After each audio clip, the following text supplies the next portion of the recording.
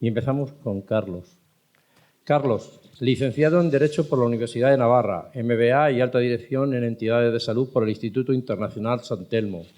Tras ocupar varios cargos directivos en empresas de otro sector, Carlos Rull llega en septiembre de 2011 a la que por entonces era la Federación Nacional de Clínicas Privadas, ocupando el puesto de gerente. Más tarde, cuando se produce la fusión entre la Federación Nacional de Clínicas Privadas y la Confederación Nacional de Hospitales y Clínicas Privadas, en mayo de 2016 se erige como secretario general de la Alianza de la Sanidad Privada Española, ASPE.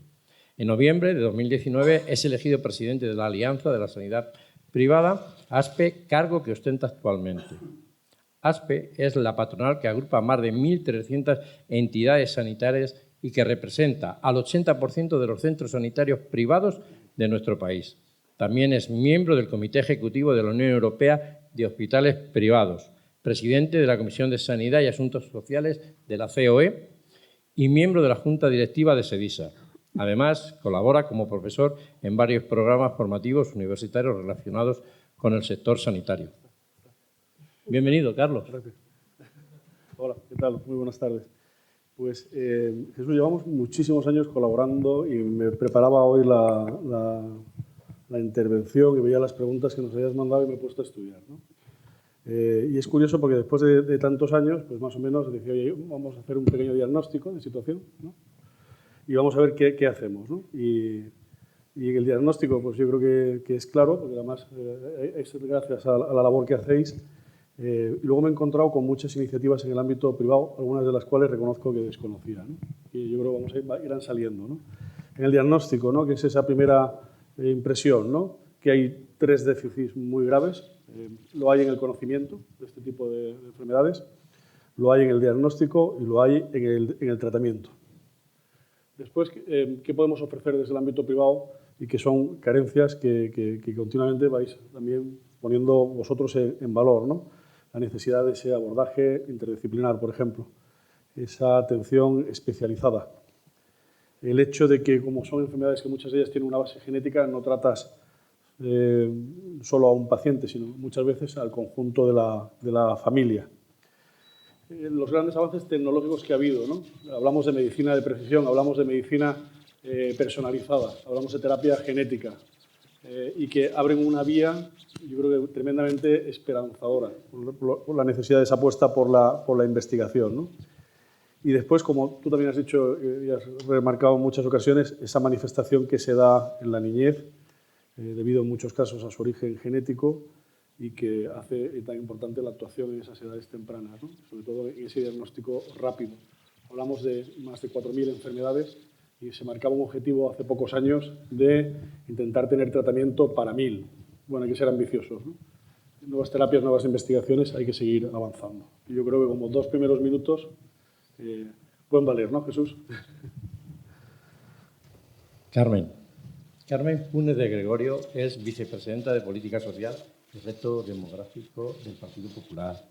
Nació, bueno, no voy a decir cuándo, en Almodóvar del Campo, provincia de Ciudad Real. Estudió, naciste mucho después que yo, o sea que estudió en el Colegio Maestro Ávila de Santa Teresa y el Instituto de San Juan Bautista de la Concepción. Cursó estudios de Filología Inglesa y programa de alta dirección, Instituto de Empresa y Business School. Presidenta de Nuevas Generaciones del Partido Popular de Ciudad Real en 1998. Presidenta nacional de Nuevas Generaciones del PP desde 2001 hasta septiembre de 2006. Parlamentaria en las Cortes de Castilla-La Mancha durante la quinta legislatura 1999-2003 y en la sexta legislatura hasta 2004. Senadora por Ciudad Real durante las legislaturas octava, novena y décima, participando en las comisiones de Igualdad, Empleo, Seguridad Social, Cultura y Asuntos Iberoamericanos. Carmen, si sigo podemos estar aquí todo el día. Cuéntanos que cuando recibiste esto, ¿cómo ves las enfermedades poco frecuentes? ¿Cómo ves esta mesa? Pues yo a esta mesa he venido a aprender, fundamentalmente, porque desde hace 2 meses y medio es cuando el presidente Feijóo me encomienda la responsabilidad de ser vicesecretaria de Políticas Sociales y Reto Demográfico, y dentro de esa responsabilidad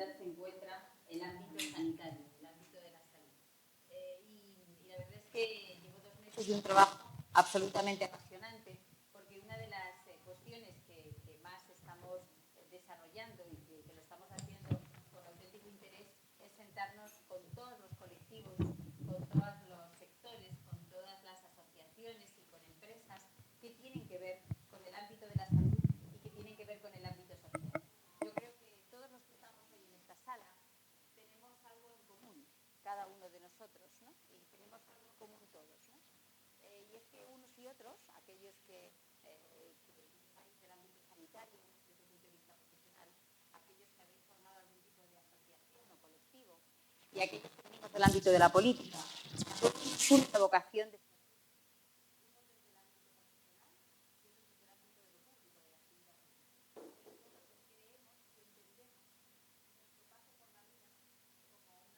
de nosotros tenemos que desarrollarnos sirviendo a los demás. Y eso es algo que nosotros desde que llegamos a la Secretaría hemos puesto en marcha, porque entendemos que la mejor manera de hacerlo es con asociaciones como empresas profesionales, porque es la mejor manera de crear un gran proyecto y que sea el proyecto que más se parece a España y sobre todo que dé respuestas a los problemas reales de los españoles y algo muy importante, a las aspiraciones que tenemos como país. Queremos tener un programa y un proyecto que dé respuesta a problemas, pero que también nos planteemos a dónde queremos ir, cuál es el modelo de sociedad al que tenemos que llegar. Y el ámbito de las enfermedades poco frecuentes creo que tiene mucho que ver con eso, un componente esperanzador y aspiracional. Porque hay 4.000 enfermedades ahora mismo diagnosticadas, conocemos que existen 4.000 enfermedades, pero solo tenemos tratamiento para 1.000 de ellas. Por lo tanto, tenemos que crecer mucho más en investigación y consiguiendo más tratamientos. Y trabajando en colaboración con asociaciones y con profesionales para construir un proyecto que tiene mucho que ver con fortalecer y con dar respuesta a la situación de la sociedad española desde el Sistema Nacional de Salud.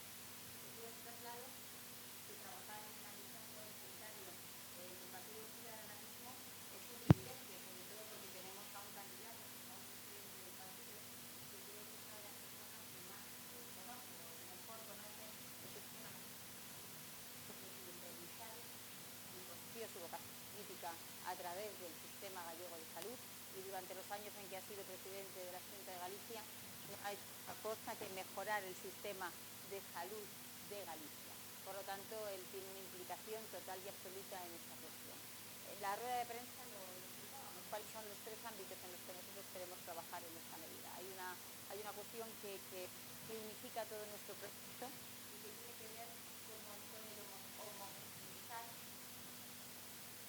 al diagnóstico y a los tratamientos.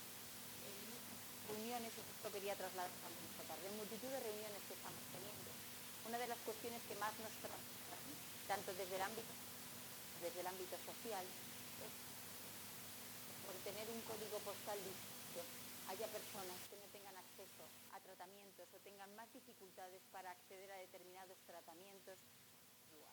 Eso estamos viendo España, una España de distintas velocidades y sobre todo en lo esencial que es en lo que se refiere a la salud, a la cuestión más importante que tenemos en la vida.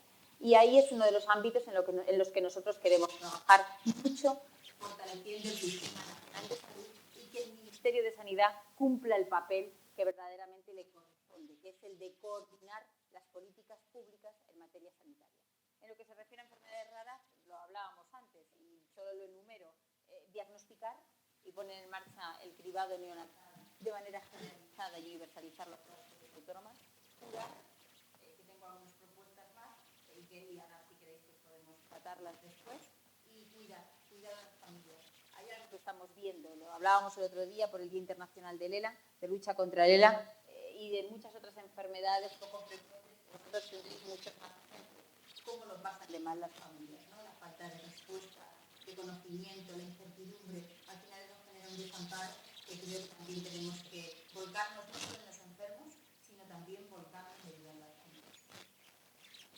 Suena eso de cuidar, ¿verdad? Sobre todo al colectivo enfermero que está aquí. Seguimos con José Antonio Ortega. gerente del Hospital Regional Universitario de Málaga. Licenciado en Medicina y Cirugía por la Universidad de Málaga, Ortega Domínguez ha ejercido como director gerente del Complejo Hospitalario Universitario Virgen de la Victoria, Clínico de Málaga, como se conoce, desde el año 2020 hasta la actualidad, prácticamente hasta hace 3-4 meses, ¿no?, donde ha realizado una importante labor durante la pandemia y post-pandemia, impulsando muchos proyectos del centro. Es especialista en medicina de familia y especialista en oncología médica. Es máster universitario en gestión sanitaria por la Universidad Católica de Valencia, programa de alta dirección en entidades sanitarias y programa de alta dirección en el sector salud San Telmo 2022. Miguel Ángel, tu turno. Bueno, vamos a ver. En primer lugar, hace 48 horas celebrábamos en Málaga, en el Hospital Regional, los 60 años con la doctora Raquel Yayawi del cribado neonatal en Málaga, ¿no? Ella fue la anfitriona de hacer un acto súper emotivo con los profesionales que hicieron hace 60 años el cribado. Yo creo que Andalucía y Galicia somos referentes en cribado neonatal a nivel en toda España. Es decir, yo creo que disponemos de los profesionales, unos profesionales espectaculares para el diagnóstico de enfermedades poco frecuentes. Y cuando hablamos siempre de equipos, ¿no? Yo siempre quiero hablar de equipos. Es decir, lo fundamental en los diagnósticos son los equipos. Aquí no vale tener un genetista, no vale tener un buen neurólogo pediátrico, tener un neonatólogo, sino equipos. Y dentro del equipo me preocupa mucho, Carmen, es que los enfermos sean valorados, no multifragmentados, sino que el enfermo no vaya dando vueltas de un lugar a otro, sino que los profesionales no se muevan alrededor del propio paciente con una enfermedad poco frecuente. Poco frecuente, la que estamos hablando, que son 3 millones de españoles, que son más de 400 millones en todo el mundo de personas, un 6-8% de la población. Realmente son unos datos de un problema de salud pública, de un problema de salud pública. Entonces, hay que crear estructuras en la cual el paciente, un diagnóstico o bien implantacional o bien un diagnóstico precoz, sea visto por el digestivo, por el neurólogo pediátrico, por el endocrino, por el nutricionista. El niño tiene que tener sonda para alimentar, una rehabilitación precoz, sea un abordaje multidisciplinar y de forma precoz y no fragmentado como tenemos en la medicina en los hospitales, porque los hospitales, y estamos entre profesionales, están muchas veces pensados para los profesionales y poco pensados para los pacientes. Y ahí está todo el tema de lo que la Cleveland Clinic estipuló como experiencia del paciente. Yo soy convencido de que el paciente, desde que antes de ser paciente, desde que sale de su domicilio hasta que sale de alta en un hospital, tiene que tener una experiencia, incluye muchísimos factores, y no solamente los médicos, sino la comida, el habitáculo, la limpieza, influye mucho en esa experiencia del paciente respecto a la enfermedad. Obviamente, lo que Carmen ha dicho, es decir, curar cuando podemos curar, diagnóstico precoz, diagnóstico con espectrometría en tándem de masa, diagnósticos ómicos con la genómica, farmacogenómica, con diagnósticos espectaculares, con la metabolómica, pero después hay que saber también cuidar a los pacientes. Cuando no podemos tratar, tenemos que cuidar. Tenemos que tener unidades de cuidados paliativos potentes pediátricos. Tenemos que atender a los niños en los domicilios. Tenemos que tener actividad domiciliaria, la atención domiciliaria para estos pequeños con enfermedades poco frecuentes. Porque el 65% de las enfermedades poco frecuentes son invalidantes. 65%. El 35% mueren en el primer año de vida. Con lo cual, tenemos que poner toda la carne en el asador para atender todas las secuelas que van a quedar en estas personas.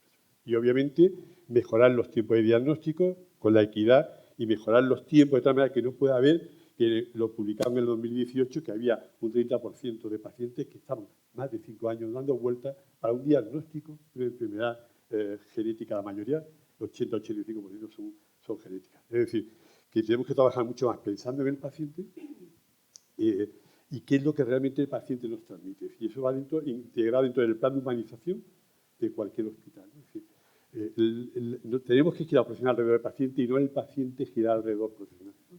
Yo creo que eso es quizá lo más importante. Cuidar, cuando tenemos que curar, curamos, hacemos unas cirugías tremendas, y cuando no cuidamos.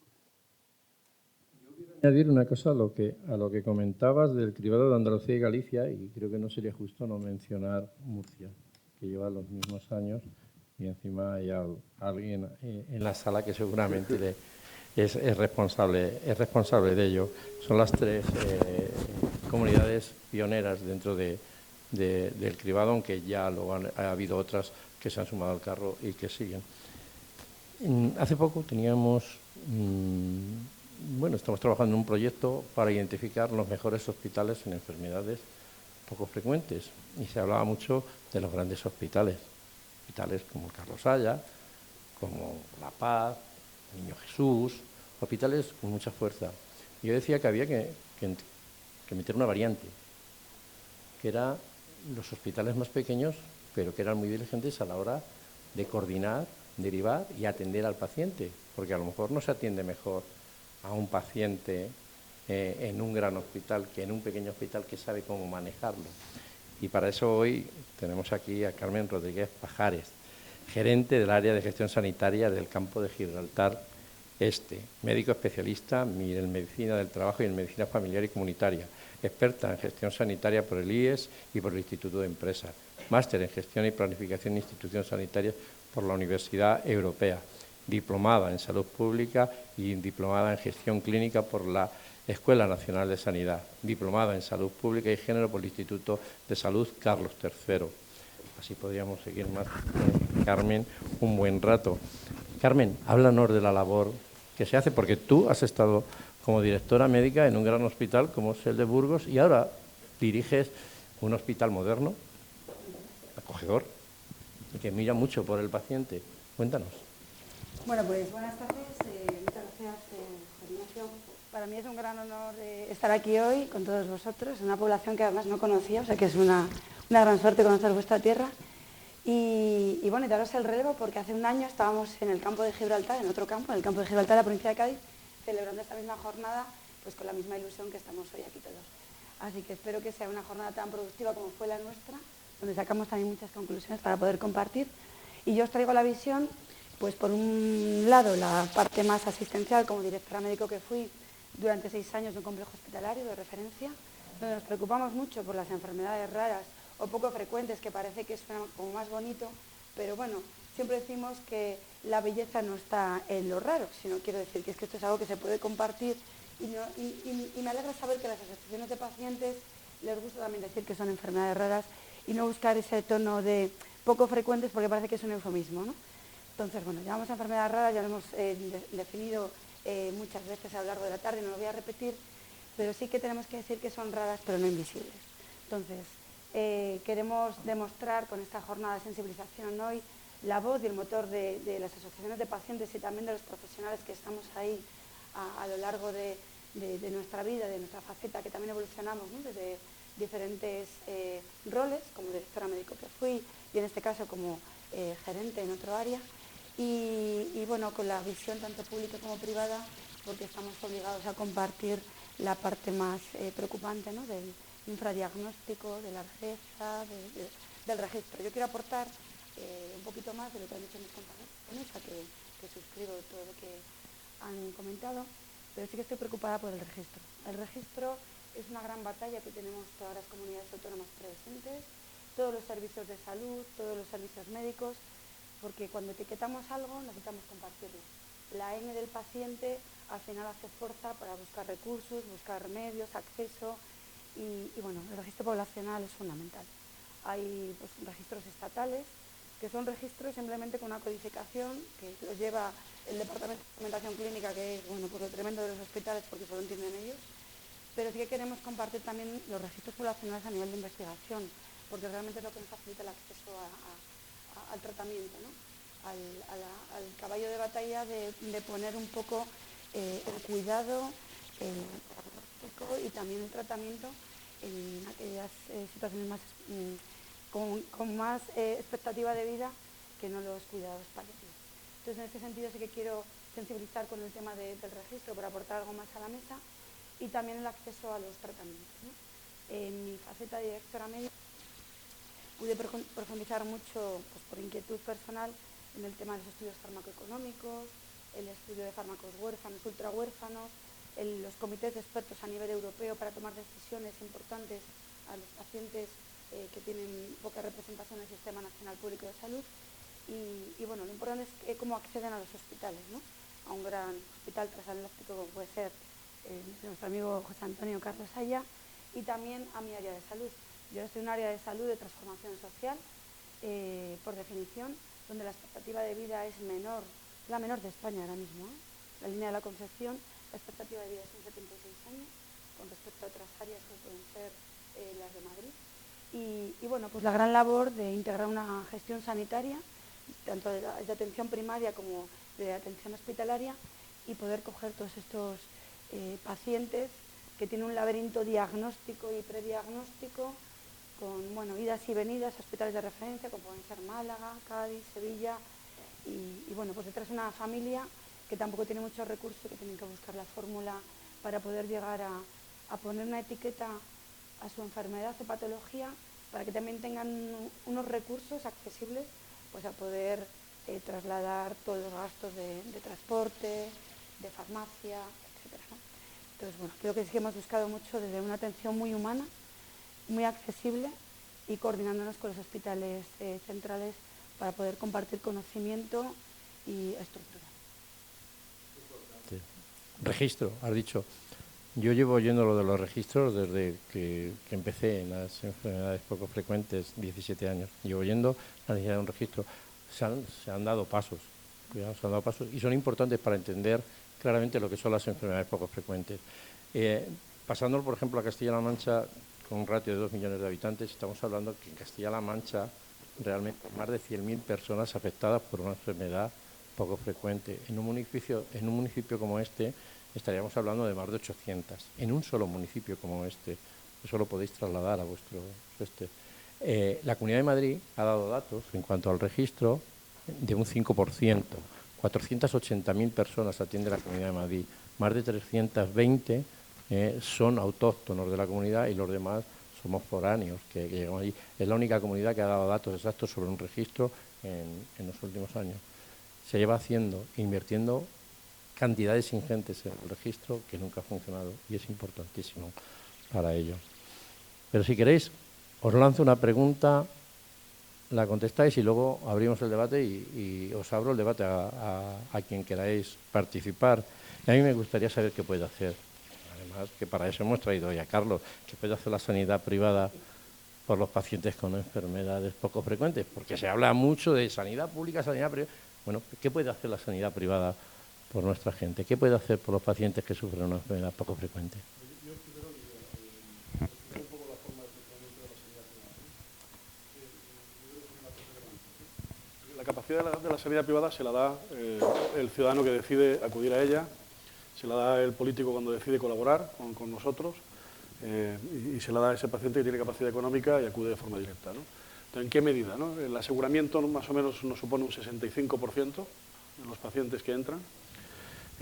Tenemos un 15% que es colaboración público-privada, un 13% que viene por el paciente privado puro, y el resto ya son ingresos que vienen por vías no de carácter sanitario, parking y demás, ¿no? Entonces tú dices, oye, la colaboración público-privada en esta materia existe poco. Y la colaboración muchas veces se plantea desde el punto de vista de la derivación de un paciente, pero hay otras fórmulas, ¿no? Entonces, por ejemplo, me encontraba en Sevilla un modelo de colaboración de los Virgen del Rocío y el Hospital Viamed Santa Ángela, en el que Viamed tiene una unidad especializada en fibromialgia que atiende a 1.000 pacientes, y se dan cuenta que hay un 15% de pacientes que no reaccionan al tratamiento, ¿no? Entonces deciden investigar qué pasa con ese 15% y llegan a la conclusión de que están afectados por otra serie de enfermedades. Se hace un diagnóstico más certero y se llega a esa conclusión sobre un grupo ya de pacientes afectados por una enfermedad y esa diferenciación, ¿no? Que yo creo que es relevante, o esa identificación.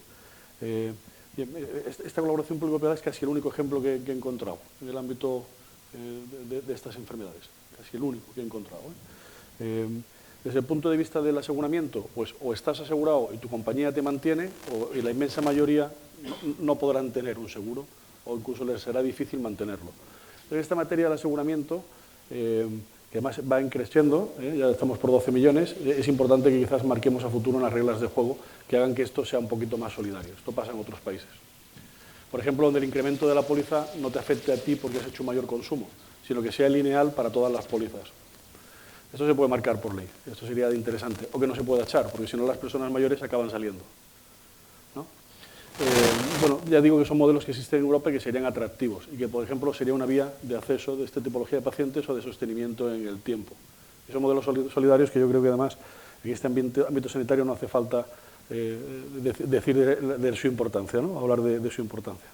En el ámbito privado, pues hay acuerdos que tenemos entre grupos hospitalarios y asociaciones que se están llevando a cabo, pues la generación de equipos específicos, y hablabas antes de equipos, y decíamos, oye, pues tengo el ejemplo, por ejemplo, de Vitas, ¿no? Con 20 hospitales, ¿no? Y la figura del genetista clínico, de los distintos especialistas, al final formados en este tipo de patologías. Y dices, oye, pues existe en el ámbito privado, ¿eh? Y está esto.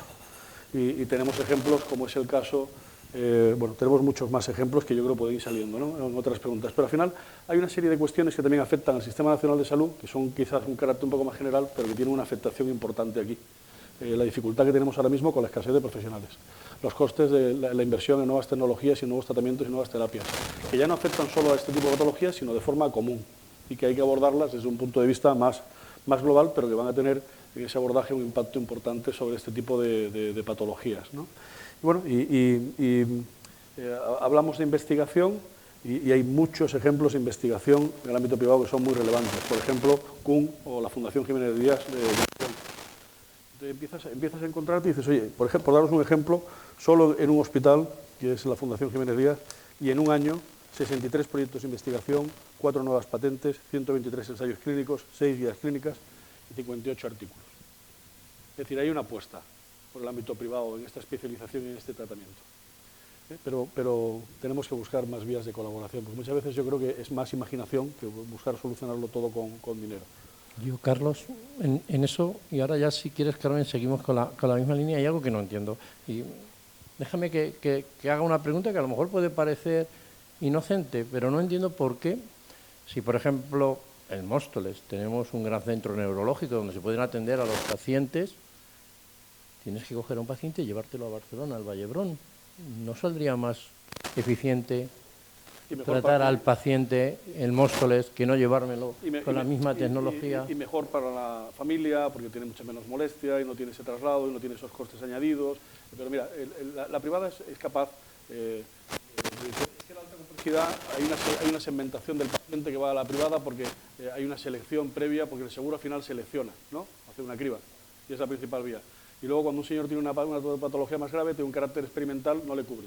Entonces se traslada, ¿no? Del ámbito público, del ámbito privado al público. Esto es algo que se manifiesta mucho. Sí, eso es una de las preguntas que yo te quería plantear. Es verdad que a la gente, para que lo entendamos, a la gente que tiene una enfermedad rara, cuando llega un paciente, si ya está asegurado, ya nace dentro de ese seguro. Claro, ¿Qué pasa con esos pacientes? Pero ahí está este problema. ¿Qué pasa? De lo privado tú dices, oye, el primer robot Da Vinci entró en el ámbito privado, las 2 primeras instalaciones de protonterapia que existen en España se han creado en el ámbito privado. Es decir, la más alta complejidad está en el ámbito privado. Pero hay el problema de quién sostiene. Porque al final de mes, si nosotros no pagamos las nóminas y no pagamos a los proveedores, tenemos que cerrar la persiana y se nos acabó. Entonces, no tiene sentido que se siga mandando a pacientes a tratarse protonterapia a París. Pero esto sigue pasando hoy en día. Y ni tiene sentido que se mande a Barcelona si hay un recurso.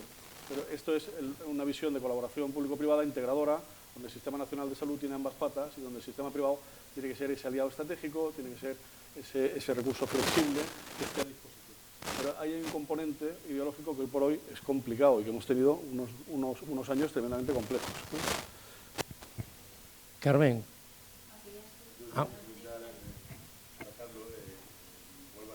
El año 2022 hicimos en Málaga 30.463 test de cribado del neonatal, incluyendo sanidad pública y sanidad privada, en colaboración público-privada, incluyendo hospitales privados y hospitales públicos. 30.000 son muchos test, de Málaga y de la zona oriental de Andalucía, ¿no? Lo cual la sanidad pública siempre está abierta a trabajar y colaborar con este caso, por ejemplo, con la enfermedad del cribado neonatal, ¿no? Y bueno, después ya yo creo que la investigación es un tema apasionante que también ya había una pintada. Tenemos que investigar. Nosotros tenemos una unidad de IBIMA, de enfermedades raras, dedicada a enfermedades raras, IBIMA, plataforma Bionan, enfermedades raras, dedicada a enfermedades raras. Yo creo que todos los ensayos preclínicos, ensayos fase inicial, fase 1, fase 2 y fase 3 deben estar en unidades de investigación referente que además debería estar coordinada a nivel nacional, sino que cada uno actúe como una especie de isla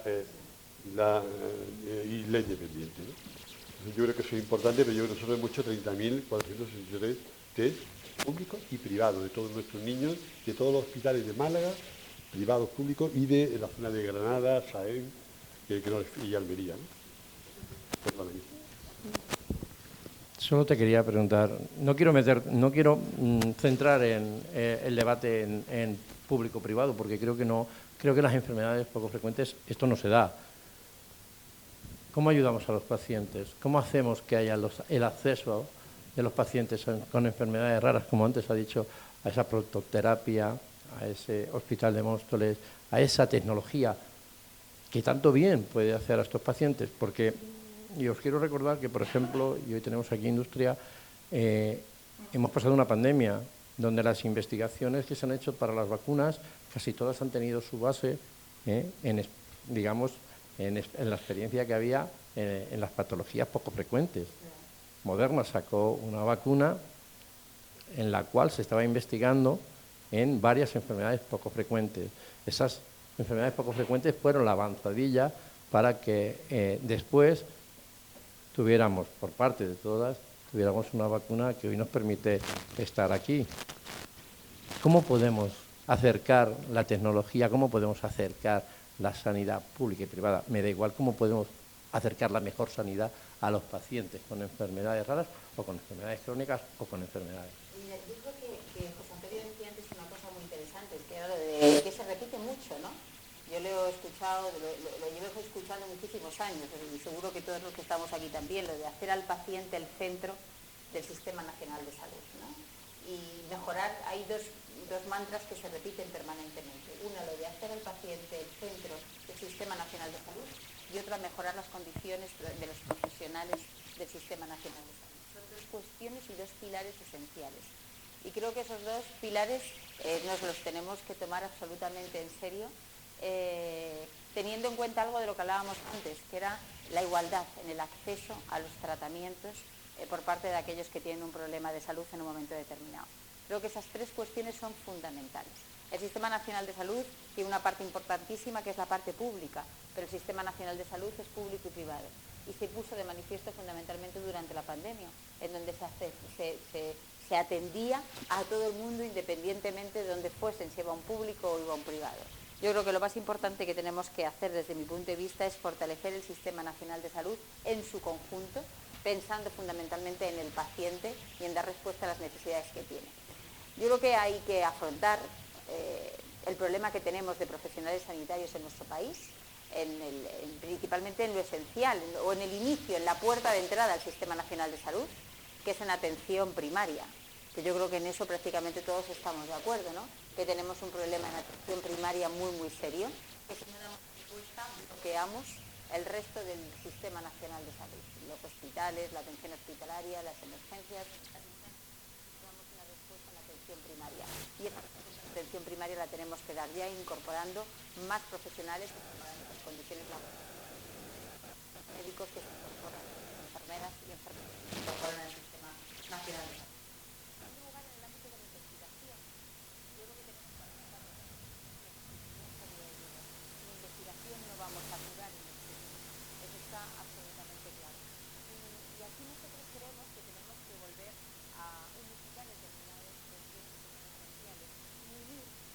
Importante, que son las necesidades que tiene el Sistema Nacional de Salud con la investigación.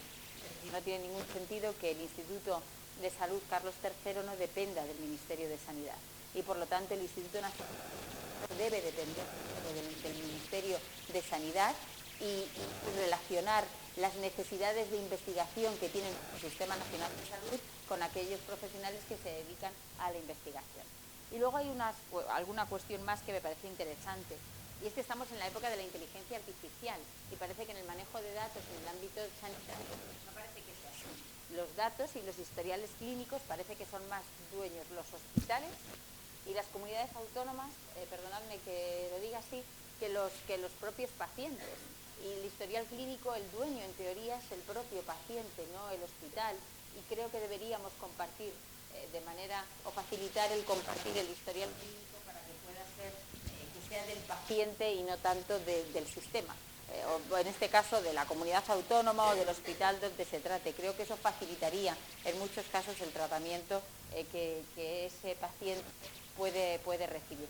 Y yo hacía referencia también en la rueda de prensa a una cuestión que me parece importante, que es la de los ensayos clínicos. Creo que Carmen antes también se refería, ¿no?, a eso, ¿no?, al registro unificado de pacientes o personas afectadas por enfermedades raras, que creo que tendría que haber un registro a nivel nacional, un registro de ensayos clínicos también a nivel nacional, para facilitar también la posibilidad, porque si no al final es un peregrinaje de muchos pacientes de enfermedades raras que van buscando a qué ensayo pueden o dónde pueden acceder a un ensayo que dé respuesta al problema que tienen en ese momento, ¿no? Tiene que haber un registro nacional y creo que también ha llegado el momento de renovar y de darle y de reformular la estrategia de enfermedades raras que lleva sin tocarse desde el año 2010, desde el 2014 sin tocarse, ¿no? Es decir, quizás es el momento también de volver a sentar a las asociaciones de afectados y de pacientes de enfermedades raras, a las comunidades autónomas que son pioneras, como pueden ser efectivamente Murcia, Andalucía, Galicia, Madrid, Castilla y León, que son pioneras a la hora de afrontar las enfermedades raras, sentar a todas las comunidades autónomas sentadas alrededor de una mesa y pacientes y profesionales trabajar en dar una vuelta a esa estrategia y adaptarla a la situación actual que estamos viviendo. Yo creo que al final es una cuestión de coordinarnos, porque sin coordinación no hay acción eficaz. Los recursos no son ilimitados y, por lo tanto, si queremos ser eficientes en el uso de los recursos, tenemos que coordinarnos todos. Y para eso hay que escuchar precisamente a los que más saben en esa materia y conocen con exactitud dónde tenemos que intervenir. Yo hay una cosa que siempre digo y que nadie me escucha, y es que nunca entiendo por qué funciona tan bien en otros casos y en esto no. ¿Por qué las enfermedades poco frecuentes o enfermedades raras no pueden ser de declaración obligatoria? ¿Por qué no puede ser eso? Es una pregunta que dejo encima de la mesa y que ahora repartirla de alguna manera. ¿Por qué no pueden ser de obligación? A ver, el principal problema que tenemos desde el punto de vista médico es que son enfermedades que hay un diagnóstico con muchísimo tiempo de abordaje, que en algunos de los casos puede ser hasta 10 años. En cuyo caso, desde que se inicia un procedimiento diagnóstico hasta que finalizas y pones nombre y apellido, has podido pasar pues, por un peregrinaje, pues, bueno, sabrás bien. Se me ocurre decir la cifra igual de hasta más de 20 médicos. En cuyo caso, yo aquí también quería aportar, desde el punto de vista de la mesogestión, las políticas de formación. Las políticas de formación entre instituciones sanitarias, públicas y privadas, considero que son de obligado cumplimiento para hacer, bueno, pues una labor de refresco a una medicina que cada vez está más estandarizada. Son todo protocolos diagnósticos. Tienes un cáncer de mama y necesitas estabilidad. Tienes cualquier tipo de patología, esguince de tobillo, necesitas esta otra vía, ¿no? Entonces es muy importante sensibilizar a todos nuestros profesionales sanitarios, porque como decía mi catedrático, medicina interna, quien no sabe lo que busca no entiende lo que encuentra. Entonces, cuando tú finalmente estás ante una labor asistencial con múltiples síntomas, rellenas, pides pruebas, todo tienes que hacer esa labor de infracción, ¿no? Entonces, ¿por qué no pueden ser de labor obligatoria? De declaración obligatoria, perdón. Porque entiendo que no tenemos el diagnóstico de confirmación en un periodo de tiempo tan concreto como para poderlo lanzar. El registro, digamos, que sería la labor obligatoria por parte de nuestras instituciones, ¿no? Es decir, si ya tengo la enfermedad poco frecuente, llámese la que dejamos considerar, la Huntington, fibrosis quística, la que sea, pues ya sí que tendríamos que hacer la labor de reportar al sistema público de salud, tanto desde el punto de vista de líneas de investigación abiertas, como para que sepamos también la frecuencia con cuántas estas veces ocurre, ¿no? El 99% de los diagnósticos aparecen como neón, es decir, pendiente de confirmación. Entonces, la labor de confirmación es tremendamente compleja desde el punto de vista de una medicina, digamos, rigurosa. Yo creo que lo que nos falta es poder clasificarlas, porque confirmaciones muchas de ellas tenemos. ¿Cómo podemos coordinar estas enfermedades? Dinos. Creo que yo creo que hay varios escenarios, ¿no? En primer lugar, los españoles, cada 17 comunidades autónomas tiene un sistema informático, incluso a veces incompatible entre las propias provincias de las comunidades autónomas, con lo cual habría que unificar el territorio nacional en cuanto al acceso de datos y a la base de datos. No es que si yo voy a León o voy a Ciudad Real y estoy enfermo, puedan ver mi historial clínico en Ciudad Real, igual que lo pueden ver en Andalucía. Es una estrategia que llevamos años pidiendo a los profesionales y que algún día llegaremos a conseguir. Porque igual el paciente que se mueve, tampoco la historia no va detrás del paciente. El paciente va adelante y la historia se queda en su lugar de origen, ¿no? Entonces yo creo que todo el tema de Big Data, todo el tema Real World Data, es decir, todo el tema de los nuevos ensayos clínicos y esa base de datos nos van a servir para, al final, si unificamos, para tener mayor poder, ¿no? Y voy a insistir, los ensayos clínicos tampoco, como he dicho, los recursos no son ilimitados. Si los ensayos clínicos tenemos que buscar centros referentes para ensayos clínicos de enfermedades muy poco frecuentes.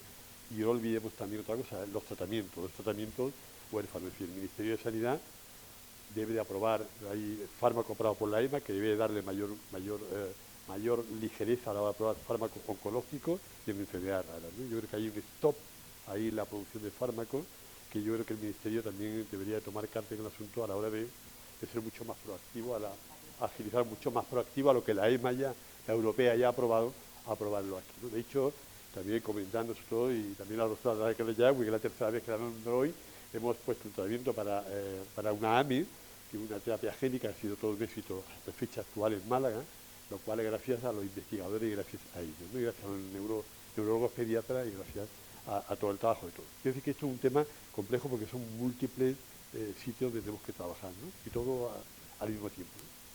Pero yo creo que eso es importante. Has hablado de la AME, has hablado de unos tratamientos que son costosos. De hecho, si lo estoy diciendo de cabeza, creo que lo último que he oído es que el tratamiento de la AME vale 1.400.000 euros. Eso es mucha pasta para el sistema. No, como todo en la vida, es decir, una inmunoterapia vale 6.000 euros cada ciclo de quimioterapia. Una inmunoterapia, pero si está indicada, está indicada. Si no está indicada, no está indicada. Ah, pero ¿no creéis que eso es lo bueno de la equidad de nuestro sistema? El que se pueda hacer eso. El otro día se conocía que a un niño recién nacido le habían diagnosticado una atrofia muscular en Galicia y el tratamiento fue a través del cribado neonatal y quisieron intervenir cuanto antes. El tratamiento era 1.300.000 euros. Al niño ya se le ha aplicado el tratamiento para que no tenga ningún problema o que los problemas sean mínimos. Entonces estaban los profesionales y los médicos que prácticamente no van a tener ningún tipo en el futuro de consecuencia por la aplicación inmediata del tratamiento, por haberlo diagnosticado y porque el sistema dañó inmediatamente compró el medicamento y era 1.300.000 euros. Un tratamiento de 1.400.000 euros y no podemos pagar una prueba en la sanidad privada. Estos son temas muy complejos, ¿no? Porque que son enfermedades poco frecuentes, son complejos. Tienen muchas caras, ¿no? Claro, tú dices, oye, aquí estamos hablando del acceso a innovaciones terapéuticas o diagnósticas. Van a un ritmo brutal. Hablamos de enfermedades que no se podían curar y que se curan. Hay grandes avances, pero ¿cómo se asume esto, no? Me acuerdo cuando salió el medicamento contra la hepatitis C, que no lo paliaba, lo curaba, y que tenía un coste de unos 40 y tantos mil euros. El Ministerio tenía una línea de financiación para las comunidades autónomas, para que pudieran acudir, ¿no? Cuando hablabas antes del registro, dices, bueno, es que joder, tú lo has vivido cerca, yo lo he vivido cerca con amigos, familiares, con una enfermedad que el diagnóstico está a veces claro, pero pendiente de confirmación porque ha de manifestarse, aunque ya tiene una línea, pero no se ha producido. Yo entrar en estos temas entonces es muy complejo. Entonces yo entraría algo más arriba, ¿no? Y es, hoy estamos en un sistema nacional de salud, en su ámbito público y privado, saturado y exhausto por lo que se ha vivido y por la lista de espera que tenemos. Viene innovaciones terapéuticas y diagnósticas cada vez más. Hay modelos como el pago por uso, que ya, por ejemplo, en SEDISA también se están estudiando mucho y haciendo mucho énfasis en distintos modos de acceder. Y ahora tenemos también una posibilidad importante, ¿no? Que es que antes, que siempre que acudíamos al Ministerio decíamos, oye, necesitamos mejorar instalaciones, necesitamos una fiscalidad mejor para poder acceder a esas tecnologías. Se decía, esto depende de Europa. Europa ha sacado una nueva norma que de incorporar España y se habilita expresamente que equipos diagnósticos y tecnológicos puedan estar en un IVA reducido como estaban hace unos años y se cambió de ese 10 al 21. Bueno, hagamos más accesible la tecnología. O sea, parte de lo que estáis viendo que pasa en nuestro Sistema Nacional de Salud no es porque nuestro sistema sea malo, es exactamente igual de bueno que lo era hace 10 y 15 años. El problema es que se han parado muchas inversiones, se ha dejado de envejecer. Y esto sumado a esta crisis profesional que se da, ha hecho que nuestro sistema haya envejecido y se vea más flojo de fuerzas, pero podemos volver a revitalizarlo, ¿no? Y medidas de este tipo, como temas fiscales, son importantes. Tenemos que hacer accesible la tecnología. Inversión en maquinaria, hablamos antes de la protonterapia. ¿Sabéis cuánto cuesta la máquina? O sea, aquí no se negocia con Europa. Para una máquina de este tipo se negocia directamente con Japón. Y solo la máquina son entre 20 y 22 millones de euros. Pero las instalaciones y la formación son otros 18. Por lo que no bajas en la instalación y puesta en marcha de los 40. Hoy en día, muchas de las tecnologías que incorporamos, el 50% del coste lo llevamos a marketing, ¿vale? Para poder asumirlo, porque si no, no sería viable. Entonces, bueno, pues hagamos accesible ese tipo de tecnologías. Hay que volver a renovar ese parque, ¿no?, tecnológico, yo creo que en ambos ámbitos, ¿eh? Una cosa que me preocupa siempre mucho y es la sanidad en global, porque no solamente estamos hablando de enfermedades poco frecuentes. Hoy, durante el día, hemos hablado de cuidar y yo me parece que es importante. A mí me preocupa mucho la sanidad de los cuidadores. Me preocupan mucho las familias que no pueden dedicarle el tiempo a la sanidad y no tienen acceso, como a lo mejor pueden tener sus hijos, en este caso, y demás. Me preocupa mucho algo que hoy, Carmen, hoy se lanza la campaña electoral. ¿Qué hacemos con las listas de espera en España? Porque la verdad, acceder a ciertas cosas es complicado. Y ya aprovecho esta pregunta para saber lo que pueden hacer en la privada y cómo gestionáis los gestores las listas de espera. Carmen. Pues, a ver, hablar de listas de espera ahora mismo es hablar de administración pública, porque tenemos listas de espera en la seguridad social, pero tenemos listas de espera en las oficinas de desempleo y hay listas de espera en muchos ámbitos, ¿no? Sí que es cierto que nosotros ahora mismo hablábamos antes de cuidar y nos centrábamos muchísimo en el ámbito de los cuidadores, ¿no?, de las familiares que atienden a los enfermos de enfermedades raras. Hace unas semanas yo tuve la posibilidad de en Feijó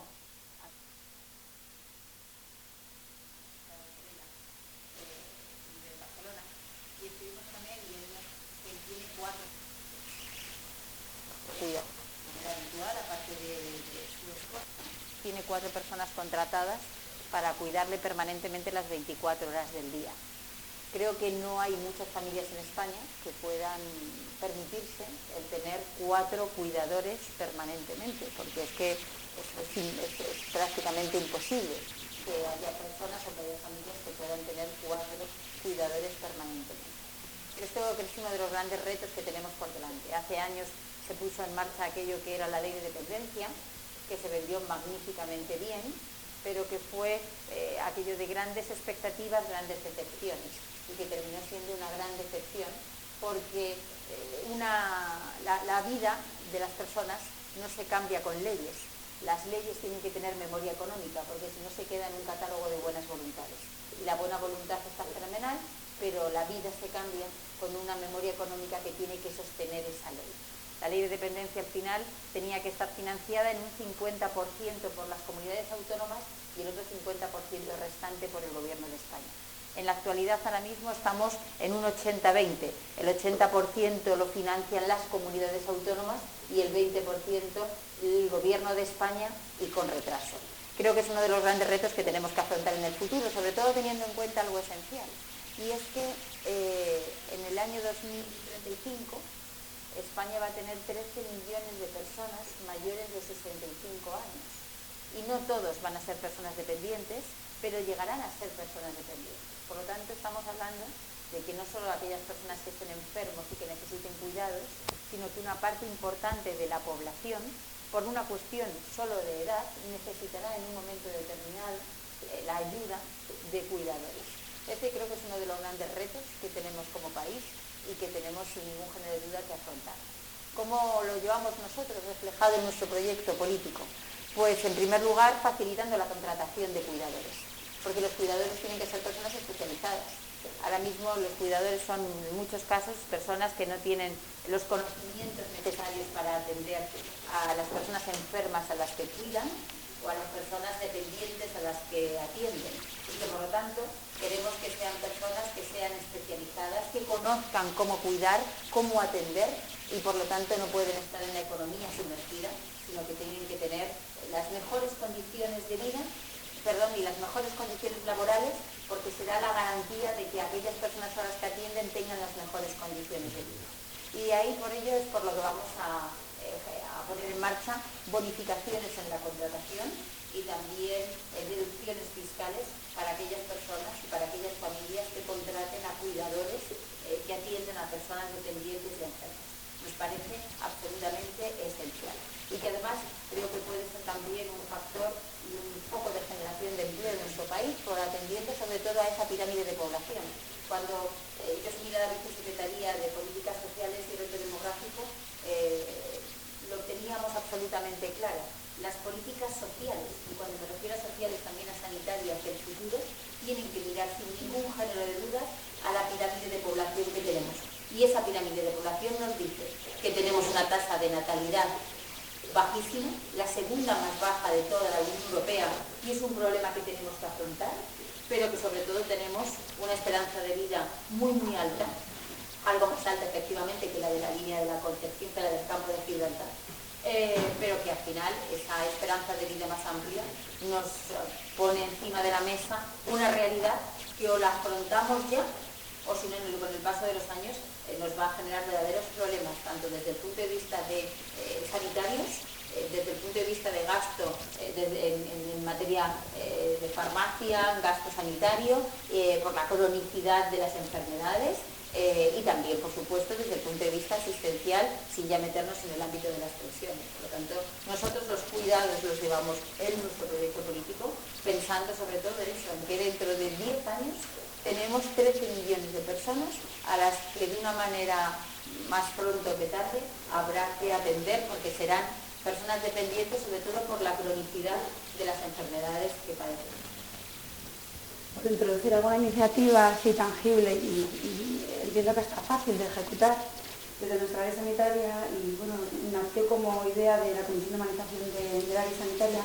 Hemos creado un espacio sociosanitario de uso compartido que está fuera de lo que es la parte más clínica del hospital, en la parte administrativa, y es un espacio, pues como su nombre indica, sociosanitario y de uso compartido para asociaciones de pacientes, para profesionales, donde nos traducen sus inquietudes, sus preguntas, y bueno, tiene una visión muy global, no es solo desde el ámbito de enfermedades poco frecuentes, pero lo que sí que hemos evaluado, primero, para una aceptación por parte de los cuidadores, porque se sienten importantes dentro del sistema, descargan sus problemas, tienen apoyo mental si así lo necesitan, tienen su formación en función del tipo de patología que lo requieren, y bueno, pensamos que es una manera muy útil de dar otra versión cuando el tratamiento médico o la prueba diagnóstica no es la que está pendiente por la lista de espera, sino que realmente son necesidades del día a día, con cosas tan básicas como movilizar a un enfermo encamado,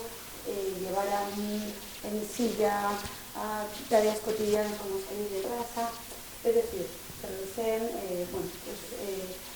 mucha acogida y bienvenida, y sobre todo, bueno, que les damos respuesta a pequeños problemas que les hacen sentirse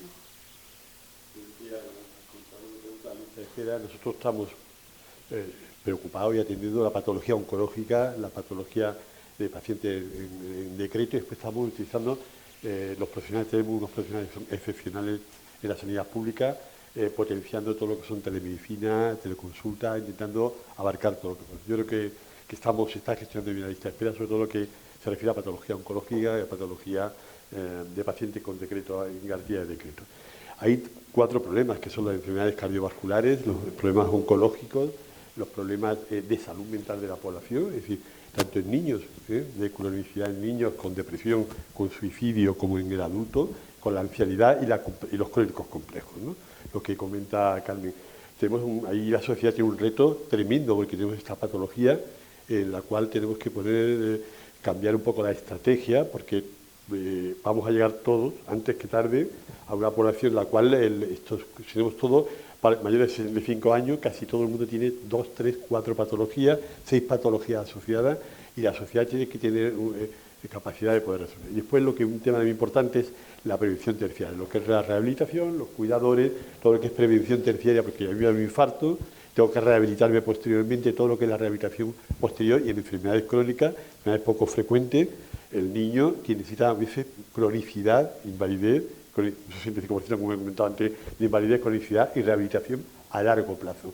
Y esa familia tiene que tener soporte domiciliario y cuidadores en la familia, porque un niño pequeño con una enfermedad poco frecuente, que necesite apoyo, mucho apoyo, necesita que los padres pueden claudicar, necesitan tener apoyo del exterior, ¿no?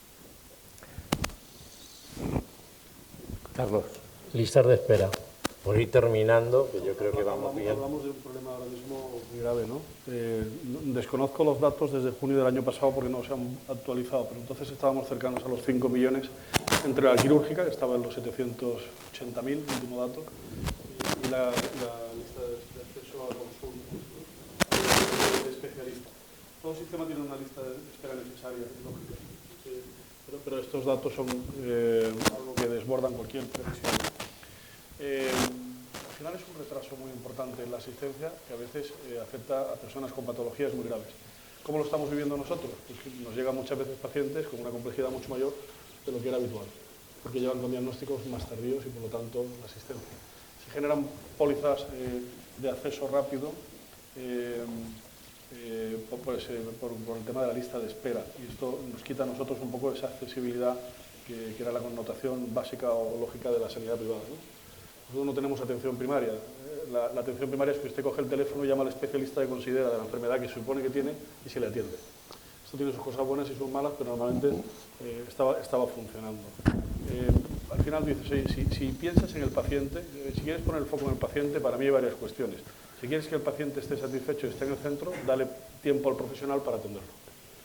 Si quieres que el paciente sea el centro del sistema, no mires a través de qué recurso le das una solución a su problema, sino que mira los resultados de salud, mira que el paciente no le importa la titularidad, lo que quiere es buena medicina, lo que quiere es que sea una solución lo más rápido posible a su problema. Y esto no está pasando. En las circunstancias, no sé si soy yo, o es hablar de lista de espera, pero puede ser. Pero en cualquier caso, disculparme. En cualquier caso, o sea, contar con todos los recursos no está ocurriendo. Entonces, nosotros estamos haciendo ahora mismo un mapa de la colaboración público-privada y tenemos una rueda de prensa el próximo miércoles y espero que podamos hablar de él, ¿no? Y con esta lista de espera vamos a decir un poco cómo se está colaborando. Y que no haya colaboración en ciertas situaciones como esta de lista de espera es muy llamativo, ¿no? Porque al final estos retrasos de diagnóstico, o sea, todos tenemos casos cercanos. Entiendo que hay una dificultad de recursos, entiendo que hay un agotamiento del sistema, pero no entiendo que no se cuente con todos los recursos, sobre todo cuando en el ámbito privado al final tenemos una mayor eficacia en tema económico, ¿no? Bueno, ya digo, volvemos a ser esa válvula de escape y hay que utilizarnos. Cuando no se nos usa desde un punto de vista biológico, esto hay que ponerlo encima de la mesa y es una de las cuestiones que nos gustaría hacer la próxima semana. Bueno, pues yo creo que es un tema que está ahí. Yo quiero abrir el micrófono y si alguien tiene algo que decir, pues es el momento. Si queréis hacer alguna pregunta, estaría bien y si no, les pediré a ellos una reflexión y terminaremos la mesa. Lo tienen todo muy claro. Bueno, pues si queréis, lo hacemos así, Carmen. Sí. Hacemos Pues, una... yo agradeceros sinceramente que me hayáis invitado, que he tomado nota de todas las cosas que habéis dicho. Sí de deciros, por una cuestión que se me había pasado, que creo que es importante, con respecto al tema de los cuidadores y de las listas de espera que hablabas antes. Una de las listas de espera que más sufren personas que están sufriendo enfermedades raras y que les lleva también a tener algún tipo de dependencia y discapacidad, ¿no? Me parecía que hablabais antes de un 60 y tantos %, ¿no? Un 65%. Nosotros hemos puesto en marcha una de las propuestas que llevamos, que me parece interesante compartirla, a raíz de conocer también los casos de enfermos de ELA, es que queremos que accedan directamente a la discapacidad y a la dependencia solo con el diagnóstico de la enfermedad. Porque habitualmente lo que ocurre cuando se les diagnostica ELA es que tienen que empezar a pasar por el tribunal médico, solicitar la discapacidad, el grado de discapacidad, la dependencia, y ellos, por desgracia, se les pone el contador, el reloj va en tiempo de descuento y la enfermedad, pues, en la mayoría de los casos va muy rápido y muchas veces cuando les van a diagnosticar, cuando les van a conceder la discapacidad, el grado de discapacidad y la ayuda a la dependencia, pues o ya no están en muchos casos o llegan muy tarde. Y por lo tanto hemos entendido que lo mejor es que para este tipo de enfermedades neurodegenerativas, solo con el diagnóstico tengan acceso a las ayudas de dependencia y al grado de discapacidad que corresponda. Creemos que es una manera de agilizar también procesos, de eliminar listas de espera y sobre todo que el paciente, efectivamente en este caso, sea el centro del sistema. Yo nada más que deseosa de volver a participar en otra jornada, que no coincida, Jesús Ignacio, con la época electoral, para así poder quedarme los 2 días, y agradeceros que hagáis este tipo de foros, porque creo que efectivamente los sistemas informáticos de las distintas comunidades autónomas son distintas, pero es necesario tener foros donde podamos compartir experiencias y donde podamos compartir conocimientos. Compartiendo experiencias y conocimientos desde distintos ámbitos, desde distintos profesionales y desde distintas comunidades autónomas podemos conseguir fortalecer mucho más el sistema y creo que ese conocimiento compartido nos ayuda a avanzar. Y al final es lo que decía Steve Jobs, no hay nada que inventar, está todo inventado, hay que copiar bien. Pues en este caso no consiste en copiar, sino que hay que unir bien y hay que coser bien el sistema, ¿no? Y yo creo que lo que hoy aquí es un germen interesantísimo para seguir cosiendo y fortaleciendo el Sistema Nacional de Salud, que tanto lo necesita, por el bien de todos los españoles, porque al final, de una manera o de otra, todos somos frágiles, todos vamos a ser frágiles y vamos a tener fragilidad en un momento de nuestra vida, y cuanto más fortalezcamos nuestro Sistema Nacional de Salud, pues haremos una sociedad mucho más justa, que en definitiva es lo que buscamos, ¿no? Crear una sociedad y un sistema mucho más justo para todos. Por mi parte nada más, y eternamente agradecida porque me hayáis invitado. Gracias a ti. Dar las gracias, Jesús, por haberme invitado a esta jornada. Te emplazo a la siguiente en Málaga. Invito a la diputada, invito a todos a Málaga. Sí, le iba a decir, además ya tenemos fecha. A Málaga, yo creo que Málaga, los últimos días de todos septiembre. nos veremos en Málaga, si Dios quiere, en mi tierra. Cuando el consejero Jesús Aguirre me llamó, me dijo, quiero que cuides de mis profesionales y que cuides de mis pacientes, ¿no? Y aquí yo lo vi, y además me cuide a ambos, ¿no? a los profesionales y a los pacientes.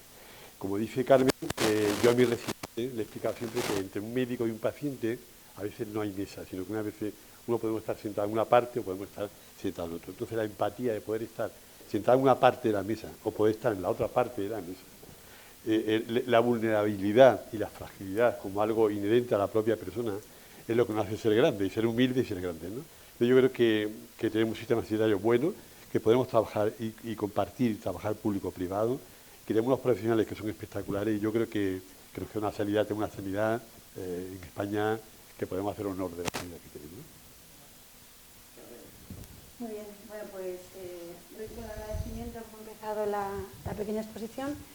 Y bueno, pues yo creo que tenemos que llevarnos como tarea pendiente, porque estamos aquí gente preocupada por este tipo de patologías y por este conjunto de síndromes, pues la labor de sensibilización, que una jornada como la de hoy ya lo refresca, labores de formación, que también considero, como dice el señor José Antonio, que tenemos profesionales altamente cualificados, que a veces les exigimos mucho más de lo que ellos se llevan de retorno, no digo de bienes económicos, sino emocional. Lo dice una persona que es médico, también está espiritual, y que tenemos que contar con su punto de vista y con su formación y su proactividad a la hora de impulsar todo ese tipo de políticas, porque sin ellos es imposible avanzar, y menos en un momento de, como hemos dicho, de carencia de profesionales, que estamos las comunidades autónomas sacando conclusiones, trasladar el SOPE y a ver quién puede más, si el norte, el sur o el Mediterráneo o el Atlántico, ¿no?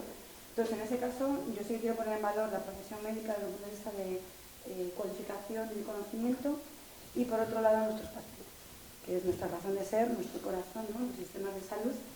Y bueno, pues reiterar mi agradecimiento y sobre todo mi cercanía con José Ignacio para este tipo de jornadas y lo que pueda contar. No sé, o sea, yo veía un poco la estampa y dije, estamos aquí y hay una magnífica representación política y tenemos a presidentes de las asociaciones de directivos de enfermería, de la salud, está la sanidad privada, ¿no? Está el ámbito público.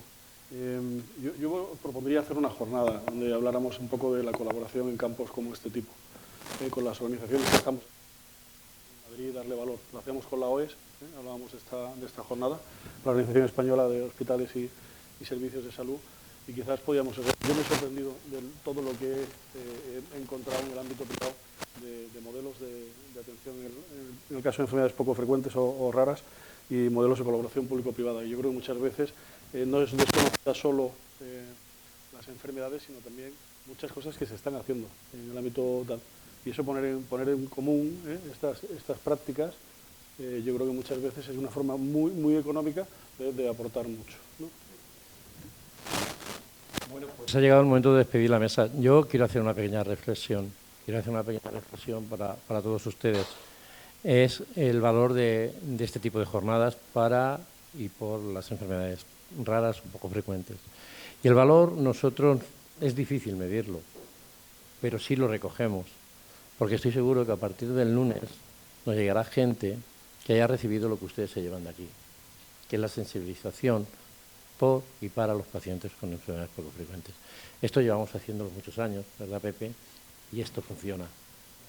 El día a día, concienciar a los directivos, concienciar a los profesionales sobre la necesidad del abordaje de las enfermedades raras o poco frecuentes de una manera tan directa, funciona.